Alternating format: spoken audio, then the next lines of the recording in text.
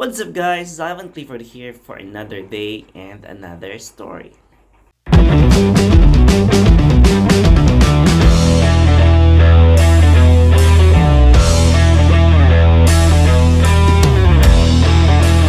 Alright, so for today's video, we're gonna show you or we will gonna teach you on how to register or to log in sa ETravel because still there's a lot of questions and posts pa rin sa mga Facebook group dito sa Oman as well in Dubai I mean they keep on asking if they still need to register and log in sa ETravel.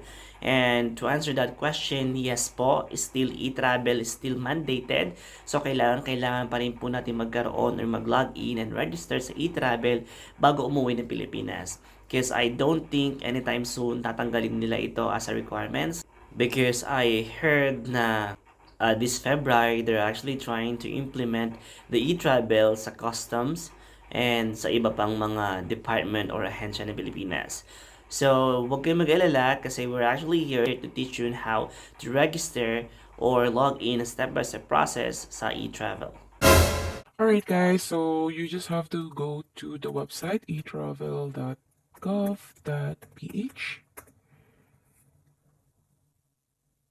and this is the first section na makikita nyo. So here you would see Philippine passport holder at saka foreign passport holder. So as OFW, you always have to go to Philippine passport holder. I think that's very basic. Tapos common error guys na mga nagme-message sa akin is that they are clicking this update registration. So hinihingan sila ng reference number at saka date of birth. You will only click itong update registration if register na kayo previously at meron na kayong reference number. Pero kung wala pa, hindi pa kayo nakapag-register, wala pa kayong QR code or reference number, then you have to go through the registration process. So, ang una nyo lang i-fill out itong transportation type. So, you just have to choose whether air or sea. Of course, normally, we are traveling by air. So, click air. Tapos, kung kailan yung date of arrival. So, let's pretend, normally, di ba, ang registration ng e-travel is 72 hours prior ng arrival nyo sa Pilipinas, or that's equivalent to 3 days prior.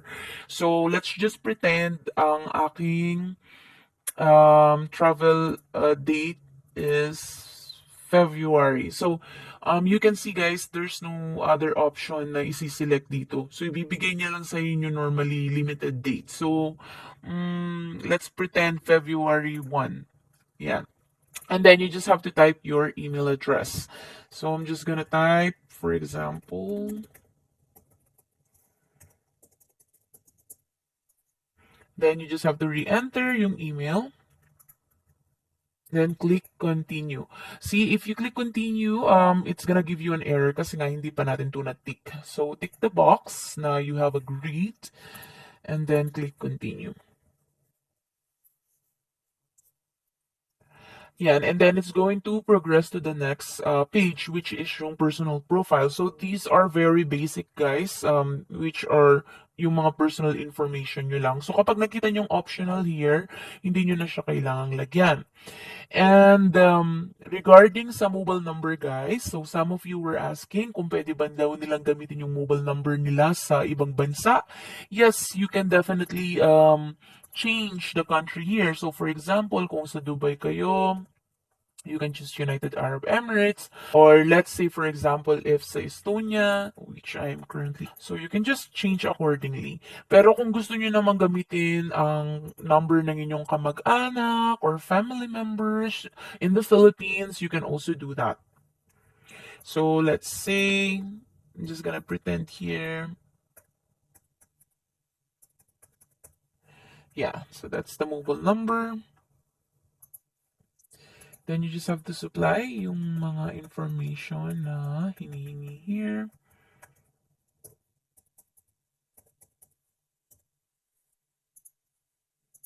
This is very basic, as you can see.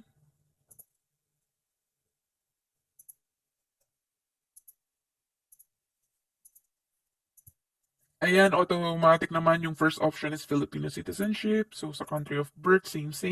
Philippines. Ang occupation, guys, there would be a list of occupation here. Pero kung hindi nyo naman po makita yung kind of trabaho nyo, huwag kayong mabahala. You can always select others. And then click next. On the next page, guys, it's gonna ask you yung permanent country of residence. So, kung permanently reside na kayo sa ibang bansa, pwede nyo namang ilagay yung residence nyo sa ibang bansa. But if not, then you can just put yung country of residence nyo, which is Philippines. Then it's going to ask you for the region, barangay, tapos yung address 1, address 2, or line 2. You just have to supply the necessary information and then you click next. And then here's the next page na travel details naman. So yung travel details, guys, makikita nyo po ito sa inyong flight details. So sa inyong air ticket. So here it actually pre-filled na yung date of arrival kasi fill out natin yan siya earlier. So yung country of origin, kung saan kayo manggagaling, and this is the common scenarios or issues ng mga nagtatanong sa akin. Especially kapag may connecting flight, alin daw ang flight na pipiliin. So for example, manggagaling ako ng Dubai pero may connecting flight ako ng Singapore. So should I choose yung flight number from Dubai to Philippines, or I mean from Dubai to Singapore, or yung Singapore to Philippines? Now guys, either way it's gonna work. Pero minsan kapag may connecting flight kayo, yung origin country niya, let's say from Dubai, hindi siya nag-show dito. So better, if hindi nag-show yung mismong origin country, pero nakikita niyo yung connecting flight, then you can also select yung connecting flight. So I have assisted many people naman regarding that, and they were able to present yung e-travel nila kahit yung connecting flight ang gamit nang walang problema. So for example, country of origin ko is Australia. And then here it's gonna ask you if you are an OFW. If you are, then select yes. If you're not, then you just select no. So kapag sinelect nyo yung no, mag-iiba yung next question. So see, if you select no, ang next question would be purpose of travel. But if you select that you are an OFW, then ang next question is OFW classification. So here, classification, whether it's land-based or sea-based. So kung di ka naman seaman or seawoman, then you just select land-based. Purpose of travel, then you can select holiday, pleasure, vacation, or pwede rin yung returning resident. So yeah. And here, you can select the flight number. So again, guys, yung flight number, makikita nyo po yan sa ticket nyo, sa flight ticket nyo. And makikita nyo siya normally as combination of numbers and letters. So we will just pretend, ayan, ito ang ating flight. Ayan, see if you were able to see yung flight number, automatic, mapapopulate yung information sa name ng airline at saka yung airport of arrival. So here yung seatbed number, optional lang naman yan, so you can just leave it blank. And then sa traveler type, guys, it's gonna ask you whether aircraft passenger or flight crew. So hindi naman kayo flight crew, just select aircraft passenger and then click next. And then here's a declaration, sa health declaration. Guys, if you did not receive 2 doses of vaccination, you are considered unvaccinated. So you have to present an antigen test, which is needed to be taken within 24 hours prior ng inyong departure. Or kung wala kayong antigen test, PCR, that's okay as long as it's valid, like 48 hours prior ng inyong departure, guys. Again, fully vaccinated, considered people are those na naka-receive ng 2 doses of vaccine. Ngayon, exemption yung J&J kasi ang J&J isang vaccine lang kailangan nito and you are already considered fully vaccinated. Hindi nyo na po kailangan ng booster, hindi nyo na po kailangan, let's say for example, for those who were asking kung naka-receive lang sila ng isang vaccine, then that is considered unvaccinated. So I'm just gonna pretend here, for example, naka-receive ako ng vaccine 20.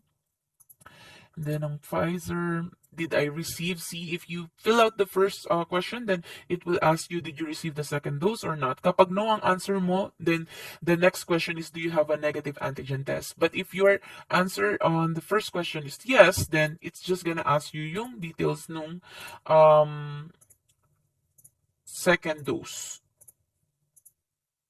So, I'm just pretending right now. Tapos ito, next question, countries work visited and transited in the last 30 days. So, kung guys, may connecting flight kayo, don't worry, never mind that.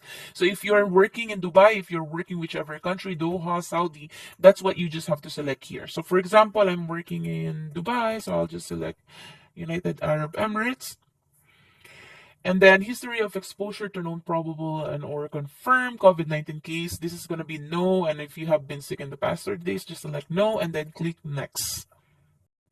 So there you go guys, we're almost done. Nasa step 6 na tayo. So in here, it's just a summary of all the information na sinulat nyo.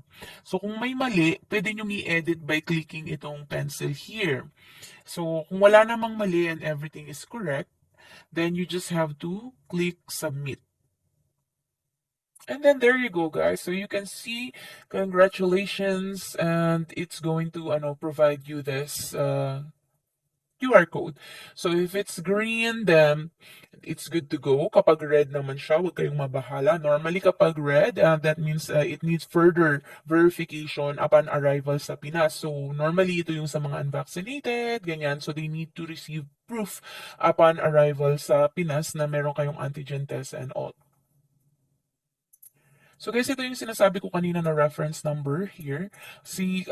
Kapag meron na kayong reference number, and let's say for example, nakalimutan nyo, may mali pala dun sa ni-register nyo, pwede kayong pumunta sa website ulit, and then you can click the update registration. And in here, you can click the reference number, tapos ilagay nyo lang yung date of birth nyo, and then you can click continue. So, you can just download yung QR code as image para ma-save siya sa inyong laptop. Then you can print it later on. Otherwise, if you're using your mobile naman guys, you just have to take a screenshot of this QR code. And yan na po ang ipipresent nyo upon arrival sa Pilipinas. Alright guys, so there you go. That's the step-by-step process in how to register sa ETravel. So I do hope na nakatulong ito kahit paano, lalo na sa mga kapwa natin at pinamahal nating OFW na pauwi ng Pilipinas. Sana mag-enjoy kayo sa inyong bakasyon. Safe flight para po sa inyo, and watching my videos about the travel update na hindi pa nakasubscribe, because I actually noticed na lahat po ng mga nanonood sa mga videos ko, or most of the people who's watching my videos, especially sa mga travel updates, are the ones na hindi pa nakasubscribe. Please just subscribe or tap the red button below, and para at least makatulong pa ako sa mga susunod na mga araw, especially sa travel update. Have a good one and have a nice travel. Bye-bye!